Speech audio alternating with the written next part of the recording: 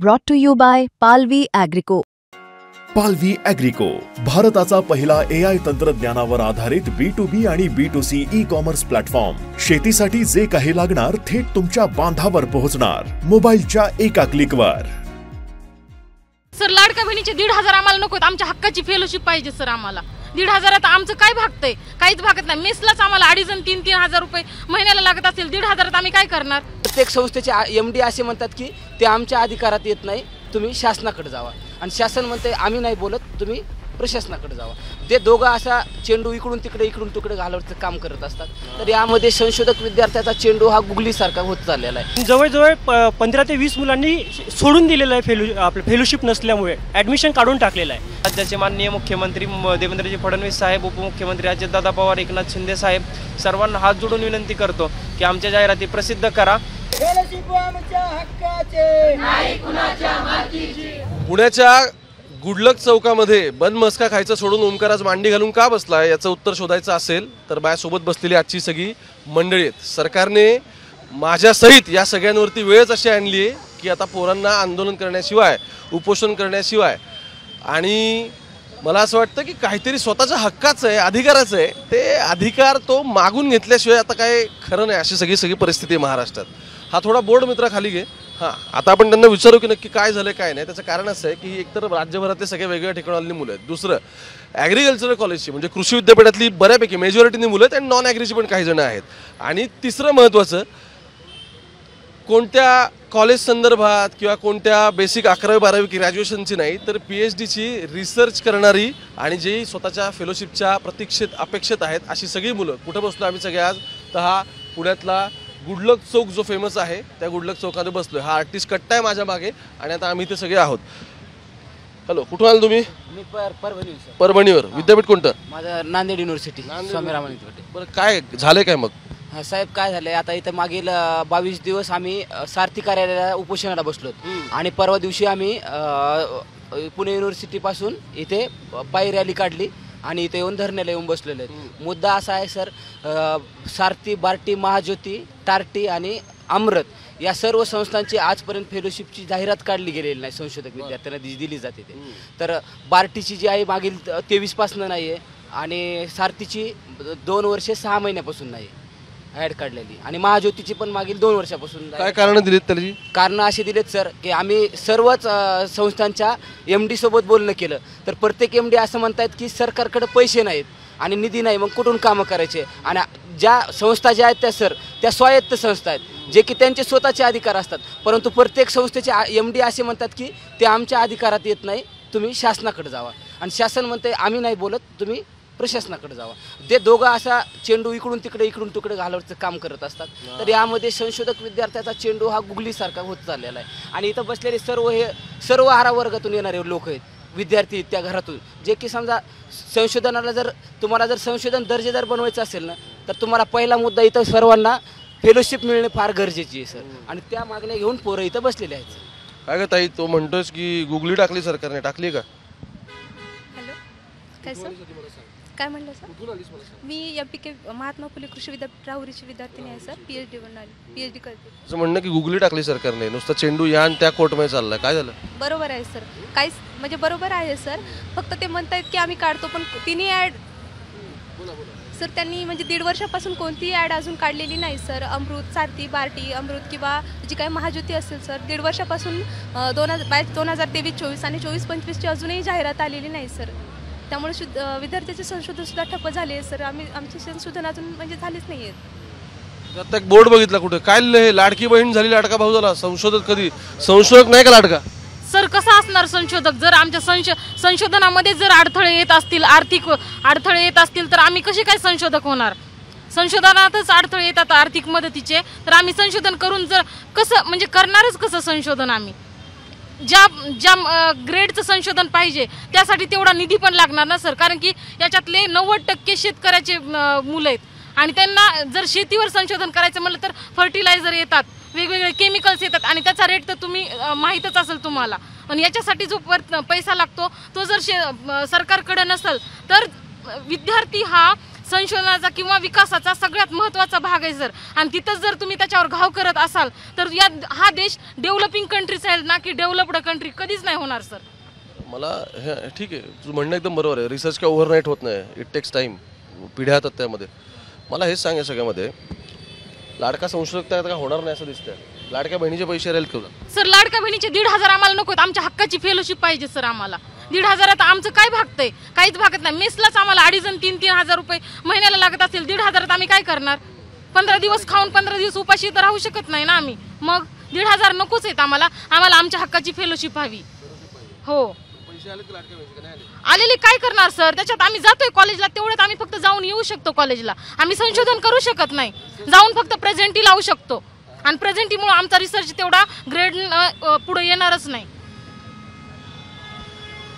वेगवेगळ्या ठिकाणी सगळे तुम्हाला इथे बोर्ड लावले दिसतील. कुणी हे लाडक्या बहिणीचं घेतलेलं आहे, संशोधक कधी, हा एक वेगळा बोर्ड आहे. आणखी पोरांनी क्रिएटिव्ह केले बरंच काय काय. तिकडे काय क्रिएटिव्ह कोणाकडे काय काय कलाकार, कट्ट्यावर सगळे कलाकार बसलेले दिसत आहेत सगळे. हा, पोस्टर्स कोणाकडे? हे काय? Fund students today build science tomorrow. बरोबर, हा, चांगलं आहे चांगलं आहे. बरं मला सांगा, मी नागपूरची आहे आणि मी दापोली कृषी विद्यापीठातून आली आहे इथे. हां, रिसर्च टॉपिक काय? माझं रिसर्च टॉपिक आहे economic analysis of agricultural land utilisation pattern. हां, in Konkan region, Konkan region of Maharashtra. हां. बरं मग आता मला सांग, साधारण एक एस्टिमेट सांग की एका विद्यार्थ्याला समजा संबंधित तू काही स्पेसिफिक रिसर्च करतेस ज्या गव्हर्नमेंट कॉलेजला असतो, ठीक आहे, माझं असं म्हणणं आहे त्याला एक स्पेसिफिक खर्च किती आहे, म्हणजे इन्व्हेस्टमेंट किती आहे आणि त्यातून युटिलिटी किती आहे सगळ्याची? यामध्ये वेगवेगळ्या डिपार्टमेंटचे लोक आहेत, तर प्रत्येक डिपार्टमेंटला हा वेगवेगळा खर्च लागतो. त्यामध्ये मी सोशल सायन्सची आहे. आम्हाला प्रत्येक फार्मरपर्यंत जाऊन डाटा कलेक्शन करायचा असतो. तर आणि मला पूर्ण कोकण रिजनचा स्टडी आहे. तर अख्खा कोकण रिजन फिरायचा म्हणजे त्यात खर्च लागतोच. तर कमीत कमी 1 लाख रुपये वगैरे असं पूर्ण फिरणं आणि एक मुलगी फिरणं म्हणजे लागतेच. हां, आणि हा रिसर्च सांगत असतो की ॲग्री रिसर्चमध्ये जर 1 रुपया इन्व्हेस्ट केला तर आपल्याला 13 ते 14 रुपये आपल्याला मिळत असतात. हां, तर आणखी आता इथून येऊ आपण आणखी मूळ प्रॉब्लेम्सकडे. मला 2 गोष्टी समजून सांगा. पहिलं, तुमच्या कोणकोणत्या फेलोशिप्स आहेत की ज्या संदर्भातून सरकारकडे पैसे नाही आहेत किंवा सरकार म्हणते पैसेच नाहीत, आणि दुसरं महत्त्वाचं, अशा कोणत्या आहेत की ज्या अजून निघाल्याच नाही, ज्या फक्त नोटिफिकेशन काढायचे ते पण गव्हर्नमेंट करत नाहीत? सर, मुख्यतः आमच्या 5 संस्था असतात, सारथी, बार्टी, आरटी, अमृत आणि महाज्योती. ठीक आहे, या 5ही संस्थांच्या म्हणजे आत्तापर्यंत चालत आलेल्या सगळ्यांच्या फेलोशिप देत आल्या आहेत. पण मागचे 2-3 वर्ष झालेले आहेत की ह्या फेलोशिपच्या जाहिराती काढण्यात आलेल्या नाही आहेत. तर आमच्या सरकारला एकच मागणी आहे की 2023-24 आणि 24-25 या दोन्ही बॅचची सरसकट फेलोशिप मंजूर करण्यात यावे. आणि जी एक संस्था आहे अमृत, जिची की अजूनही कुठेही नोंदणी केलेली नाही आहे, तर या संस्थेची सुद्धा नोंदणी करून तिची सुद्धा जाहिरात काढण्यात यावी. मला सांग, तू काय झालं, उपोषणाला वगैरे बसलायस रे बाबा? हो सर, गेल्या 22 दिवसापासून बेमुदत उपोषण केलं, पण त्यातून कुठल्याही प्रकारचा संस्थांनी रिस्पॉन्स दिला नाही. म्हणून मग पुणे विद्यापीठापासून लॉंग मार्च काढून आज 3रा दिवस आहे. बेमुदत आमरण अन्न त्याग उपोषण आम्ही इथं करतोय. कारण सारथी, बार्टी, महाज्योती, आरटी, अमृत या संस्थांच्या गेल्या 3 वर्षापासून PhD फेलोशिपच्या जाहिराती आलेल्या नाहीत. आमच्या सगळ्या संशोधन विद्यार्थ्यांची एवढीच प्रामाणिक सरकारकडे मागणी आहे की या संस्थांच्या जाहिराती तात्काळ प्रसिद्ध करा आणि आम्हाला नोंदणी दिनांकापासून फेलोशिप यात मिळायला हवी. आणि दुसरी गोष्ट म्हणजे, तुम्ही जाहिरात काढताल आणि त्यानंतर 7 ते 8 महिने तुम्ही परत ती प्रोसेस राबवायला लावता, मग पुढचं वर्ष पुन्हा उजाडेल. तर अशी आमची मागणी की 1 महिन्यामध्ये संपूर्ण प्रोसेस पूर्ण करून मुलांना अवॉर्ड लेटर देण्यात यावेत. मी या माध्यमातून राज्याचे माननीय मुख्यमंत्री देवेंद्रजी फडणवीस साहेब, उपमुख्यमंत्री अजितदादा पवार, एकनाथ शिंदे साहेब सर्वांना हात जोडून विनंती करतो की आमच्या जाहिराती प्रसिद्ध करा. आणि जाहिरात प्रसिद्ध करायला जर प्रॉब्लेम येत असेल, तुम्ही जर मनाव घेतलं, तर आम्ही सर्व विद्यार्थी अवॉर्ड लेटर तुमच्या हाताने स्वीकारू. आता कोण आहे? परभणी, राहुरी, त्यानंतर कोकण, राहुरी, आणखी परभणी, आणखी किती विद्यापीठ आहेत? 4 युनिव्हर्सिटीज आहेत. राहुरी संगमनगरचे इथलं. बरं बरं बरं बरं 4 या सगळ्यातले आहेत वेगवेगळे जे ॲग्रिकल्चर कॉलेजेस आहेत गव्हर्नमेंटची. बरं, आता गव्हर्नमेंट ॲग्रिकल्चर कॉलेजला तुम्हाला ॲडमिशन घ्यायचं असेल ना, अभ्यास करावाच लागतो, त्याशिवाय काय पर्याय नसतो. पोरं अभ्यास करून आलेत. दुसरं, त्यांना अपेक्षा होती की किमान पुढच्या ज्या सगळ्या या संदर्भातल्या फेलोशिप्स असतील किंवा पुढच्या सगळ्या संदर्भातले स्टायपेंड तरी वेळेत रिलीज व्हावे, तर ते काय होत नाही आहेत. तर माझं काय म्हणणं आहे, अरे सरकार म्हणतेच ना त्यांच्याकडे पैसे नाही, कर्ज वाढलं आहे. सर कर्ज वाढलं आहे, मग बाकीच्या याला कसं देतात सर? सारथीला निधी येत आहे, महाज्योतीला निधी येत आहे, मग आमच्या संशोधनाचा निधी जातोय कुठे मग सर? तो पण एक प्रश्न आहे की. मग दरवर्षी रस्ते बनत आहे, पूल बनत आहे, तिथे येतोय. मग जे ॲग्रिकल्चर इन्स्टिट्यूट आहे त्यांना पैसे नाही येते अशा ठिकाणी. मग मोजक्या ठिकाणी पैसे जाताना मोजक्या ठिकाणी पैसे जात नाही. मग असं का होतं आहे? मी सरकारला एक गोष्ट ध्यानात आणतो सर. जवळजवळ आम्ही MPKची गोष्ट सांगतो आहे, जवळजवळ 70 विद्यार्थ्यांचं आमचं ॲडमिशन तिथे होतं एका बॅचला. तर त्यापैकी इन सर्व्हिस सोडून द्या, पण जवळजवळ 15 ते 20 मुलांनी सोडून दिलेलं आहे आपलं फेलोशिप नसल्यामुळे, ॲडमिशन काढून टाकलेलं आहे, त्यांनी रजिस्ट्रेशन केलेलं नाही आहे. एक अजून सांगायची गोष्ट म्हणजे सरकारला एक गोड गैरसमज आहे की त्यांना फक्त शहरी लोक त्यांच्या मतदारसंघातून निवडून देतात, पण त्यांच्याच मतदारसंघात काही खेड्यागावामध्ये हे शेतकऱ्यांची मुलं आहे आणि तेच शेतकरी तिथे राबतात. तो माल विकला जातो, कमी पैशात जरी विकला, कुठे कष्ट करून काही आणून परत यांच्या शिक्षणासाठी, माझ्या शिक्षणासाठी, यांच्या शिक्षणासाठी, सगळ्यांसाठी ते आपला पैसा पाठवतात. 1,500 होत नाही सर, त्या मुलींचंही होत नाही, आमचं होत नाही. 3,000 आमची फक्त मेस आहे. जवळजवळ 1 लाख रुपये वर्षाला फी आहे आमची, ती आणायची कुठून मग? गाव कोणतं होतं? मी नागपूरचं आहे सर, नागपूरमध्ये खेड्यागावामध्ये राहतो. माझं काय वावरात काय लावलं तिकडे? सर आमची जनरल संत्र्याचं झाडं आहे आणि सोयाबीन आणि चना, गहू याच्यावरच सगळं, तूर वगैरे याच्यावरच सगळं चालतंय. तुरीचे आणि सोयाबीनचे पैसे निघाले का तुमचे? नाही, कसं निघणार सर? आता पाऊस बघा की तुम्ही किती सुरू आहे.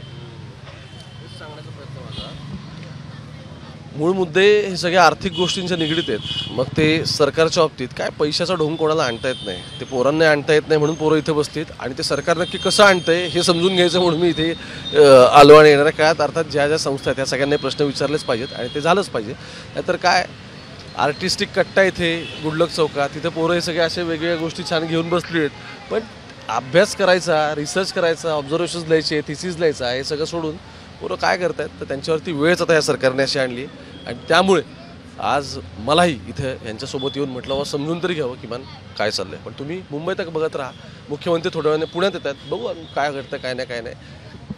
जसं मी म्हटलं की मूळ मुद्दा हा आर्थिक आहे. त्याच्याही घरची परिस्थिती असेल, इथे आलेल्या सगळ्यांच्याच घरची परिस्थिती असेल आणि त्यातून पोरं जर इतकं स्ट्रगल करून पुढे शिकायची इच्छा दाखवत आहेत, पुढे रिसर्च करायचं दाखवत आहेत, तर हा बदल स्वीकारण्यासाठी इन्व्हेस्टमेंट गरजेची आहे. आत्ताच्या घडीला आपल्या तिजोरीमध्ये ठणठण सगळं आहे. मी मुंबई तक बघत राहा. कॅमेरा पर्सन गोपाळ सोबत ओमकार वाबळे, पुण्यावर.